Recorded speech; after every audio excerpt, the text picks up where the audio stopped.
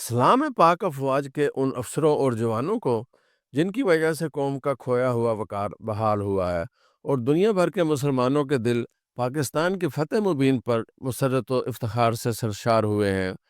1998 में जब पाकिस्तान एटमी कुव्वत बना तो अरब शयूख 40-40 फुट लंबी कारों से उतरकर पाकिस्तानी मजदूरों से गले मिलते रहे। अब भी वही सूरत हाल होगी।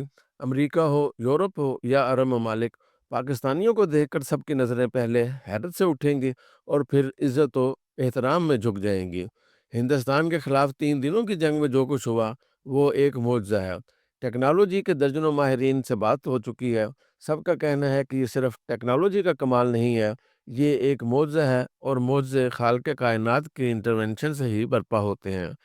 कई सालों से पाकिस्तान के बारे में मोदी का रवैया इंतहाई हकारतमेज था। दुनिया की चौथी बड़ी इकॉनमी होने के बायस उसका गुरूर और तकब्बुर आसमानों को छू रहा था। कुछ गलत पॉलिसियों, कमज़ोर मईशत और सियासी अदम इस्तेहकाम के बायस दुनिया में पाकिस्तान का मुकाम और एहतराम बहुत निचली सतह तक आ चुका था। मुल्क के अंदर भी मुल्क की कमज़ोरी के बयानिए को बढ़ाया गया। माजी के कुछ सिविल और अस्करी लीडरों का अंदाज मदाफ़ियाना और मीडिया का किरदार फिदवियाना सा रहा। किसी भी सतह पर कोई एंकर या तजियाकार इस सवाल को ही संजीदगी से लेने पर तैयार नहीं होता था कि अब किसी मुमकिन जंग में पाकिस्तान भारत का मुकाबला कर सकता है।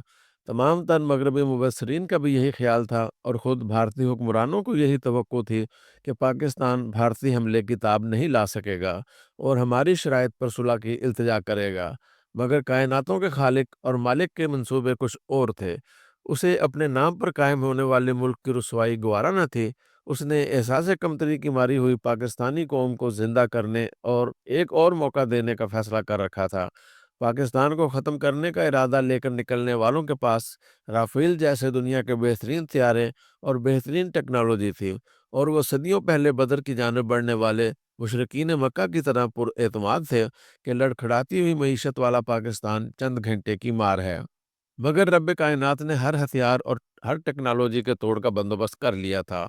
दुश्मनों के राफेल के मुकाबले में शाहीनों के J-10 CP फिजाओं में बुलंद हुए, जिनसे रडार पर नजर न आने वाले मिसाइल मौत बनकर निकले और पहले 3 घंटों में ही राफेल समेत दुश्मन के 5 जहाज़ों को तबाह कर डाला। शाहीनों ने पहले दिन ही भारतीय फिजाइया की कमर तोड़कर रख दी।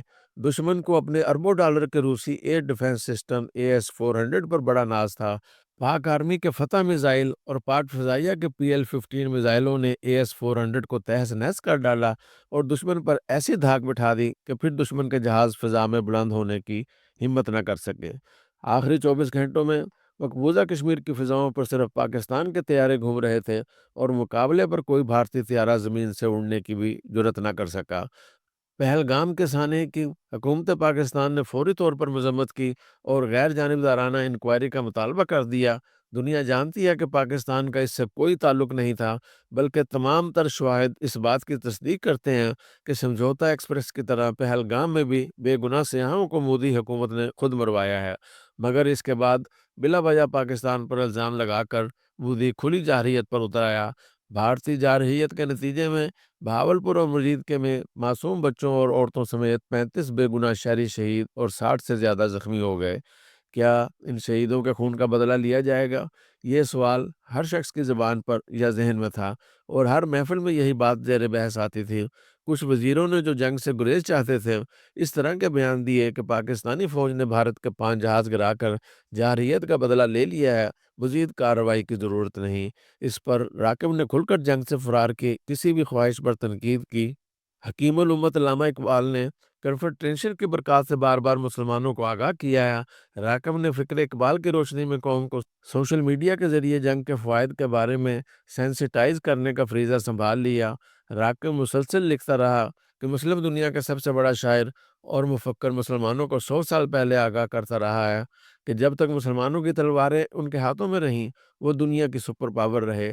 जब तलवारें म्यानों में चली गईं, तो मुस्लिम उम्मत ज़वाल का शिकार हो गई। राकम ने लिखा कि जंग से फरार हासिल करके हमारे चंद अरब तो बच जाएंगे, मगर कौम नहीं बच पाएगी। जो बचेगी वो एक खौफजदा, सहमी हुई, शिकस्त खुर्दा और मरूबियत की मारी हुई मुर्दा कौम होगी। ऐसी कौम जो मुस्तकिल तौर पर दुश्मन के लिए एक लुक़मा तर होगी, जैसे इसराइल के लिए लबनान है। आसान हो तो कलीमी है कारब बुनियाद। कुछ अरसे से मुल्क के अंदर और बाहर یہ تاثر پھیلایا گیا تھا کہ پاکستان بہت پیچھے چلا گیا ہے اور ہندوستان بہت آگے نکل گیا ہے۔ بھارتی حکمران اپنی تقریروں میں پاکستان کا مذاق اڑاتے تھے کہ وہ تو زندہ رہنے کے لیے بھیک مانگنے پر مجبور ہے۔ ایک سابق آرمی چیف نے بھی انتہائی گھٹیا بیان دیا تھا کہ ہمارے پاس ٹینکوں میں تیل ڈالنے کے لیے پیسے نہیں، ہم نے کیا جنگ لڑنی ہے۔ اس سے کنفیوژن، مایوسی اور بددلی میں اضافہ ہوتا گیا، مگر پاکستان کا موجودہ سپہ سالار یکسو اور پرعزم تھا۔ اس کے سینے میں کلام الہی محفوظ ہے اور وہ جنگ میں اسی کتاب حق سے رہنمائی لیتا رہا۔ وہ اس کی ننگی جارحیت کے بعد بھارت کو سبق سکھانے کا تہیہ کر چکا تھا۔ اس کے لیے اس نے کلام الہی سے ہی رہنمائی لیتے ہوئے آپریشن کا نام بنیان مرصوص سیسا پلائی ہوئی دیوار رکھا اور سنت مصطفیٰ پر عمل کرتے ہوئے نماز فجر کے ساتھ ہی مقدس مشن کا آغاز کیا۔ میں ذاتی طور پر جانتا ہوں کہ 10 مئی کو تہجد اور فجر کے وقت بے شمار لوگوں نے گڑ گڑا کر رب کائنات سے مدد کی التجائیں کی تھیں۔ پاکیزہ کردار مسلمانوں کی دعائیں اور التجائیں قبول ہوئیں اور پھر چند گھنٹوں میں ہی SPD کے فتح میزائل اور پاک فضائیہ کے شاہینوں نے ہندوستان کی اینٹ سے اینٹ بجا دی۔ وہ 26 مقامات پر عقاب کی طرح جھپٹے اور اہداف کو تباہ کر کے بحفاظت واپس پہنچ گئے۔ اس آپریشن نے مودی اور ہندو توا کے پیروکاروں پر لرزہ طاری کر دیا۔ اس کا نتیجہ یہ نکلا کہ بھارت کا تکبر خاک میں مل گیا۔ پاکستان نے دنیا کے جدید ترین رافیل طیاروں کو ناکارہ بنا کر بھارت کی برتری کے داموں کو مٹی میں ملا دیا۔ پاکستان نے بھارت اور اسرائیل کے ناقابل شکست ہونے کا متھ بھی توڑ کر رکھ دیا۔ پاکستان ایئر فورس کو پورے ساؤتھ ایشیا میں فضائی برتری حاصل ہو گئی اور یورپی میڈیا پاکستان کی بے مثال فضائیہ کو آسمانوں کا بادشاہ کہنے پر مجبور ہو گیا۔ پاکستان کی اس فتح مبین سے نہ صرف دنیا بھر میں پاکستان کا امیج اور مقام زمین سے آسمان تک پہنچ گیا ہے، بلکہ اس سے دنیا بھر کے مایوس اور غمزدہ مسلمانوں کو نئی امید اور حوصلہ ملا ہے۔ اس عظیم کامیابی کی خبر سن کر فلسطین، لبنان اور عرب مسلمانوں کے دکھی دلوں کو کئی دہائیوں کے بعد اطمینان اور خوشی نصیب ہوئی ہے۔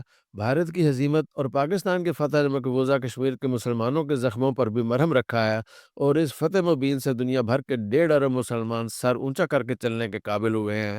پاکستان کی جانب سے کی جانے والی میزائلوں کی بارش نے بھارت کو بے بس کر دیا تو مودی نے مدد کے لیے ٹرمپ کو پکارا کہ ہمیں بچاؤ اور ہماری جان چھڑاؤ۔ چین ہمارا اسٹریٹجک پارٹنر ہے جس نے ہمیں جدید ترین ٹیکنالوجی فراہم کی۔ ترکی نتائج سے بے پرواہ ہو کر سگے بھائیوں کی طرح ہمارے ساتھ کھڑا ہوا۔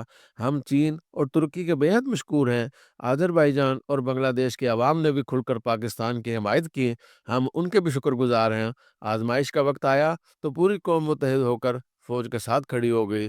عمران خان کے پیروکاروں میں سے MNAs نے تو ذمہ داری کا ثبوت دیا، مگر بہت سے پیروکار دشمن کے حامی اور ہم نوا بن کر بھارتی میڈیا کا جھوٹا اور غلیظ پروپیگنڈا پھیلانے کی کوشش کرتے رہے۔ اس طرز عمل کی جتنی بھی مذمت کی جائے کم ہے۔ بھارت کے ساتھ جب بھی بات چیت شروع ہو، اس کے ایجنڈے میں کشمیر، بھارت کی طرف سے پاکستان میں ہونے والی دہشت گردی کی سرپرستی اور دریاؤں کے پانی کی تقسیم کے ایشو سر فہرست ہونے چاہیے۔ کل مودی کا خطاب ایک شکست خوردہ انسان کی آخری ہچکی ہے۔ اس کے تکبر کے ساتھ ہی اس کا اقتدار بھی دفن ہونے والا ہے، مگر دشمن بدنیت، مکار اور ناقابل بھروسہ ہے، اس لیے اس کی طرف سے کسی بھی ممکنہ جارحیت کا امکان نظر انداز نہیں کیا جا سکتا۔ اسے روکنے کا وہی طریقہ ہے جس نے مودی کو جنگ بندی پر مجبور کیا، اور وہ یہ ہے کہ ہماری تینوں افواج ہر دم تیار رہیں اور آنکھیں جھپک کر دشمن کو پہلے وار کرنے کا موقع ہرگز نہ دیں۔